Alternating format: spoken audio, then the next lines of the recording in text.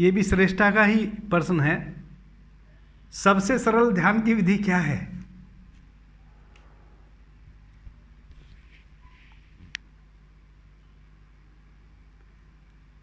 सबसे सरल विधि तो यही है कि आपके भीतर जहां ये भाव उठा है जानने का कि सबसे सरल विधि क्या है, अपने उस भाव में प्रवेश करना।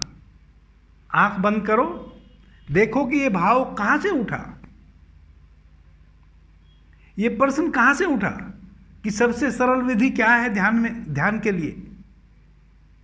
जहां से वह प्रश्न उठा उस स्रोत में डूब जाना, आंख बंद करके उसको निहारना, उसके प्रति सेंसिटिव होना। सबसे सरल विधि तो यही है, क्योंकि सबसे सरल तो वही हो सकता है कि जहां हम हैं एक कदम भी हमें चलना ना पड़े, एक कदम भी हमें चलना ना पड़े। सबसे सरल तो वही है ना, और हमें बैठे बैठे वह उपलब्ध हो जाए जो हम पाना चाहते हैं। तो सबसे सरल विधि ध्यान की यही हो सकती है कि जहां से आपके भीतर ये क्वेश्चन उठा, ये प्रश्न उठा कि सबसे सरल विधि ध्यान की क्या है, उसको जानना। आंख बंद कर लें और भीतर उसको जानने की कोशिश करें। ये प्रश्न उठा कहां से, उस स्रोत को, जहां से ये प्रश्न उठा उस स्रोत में प्रवेश हो गया।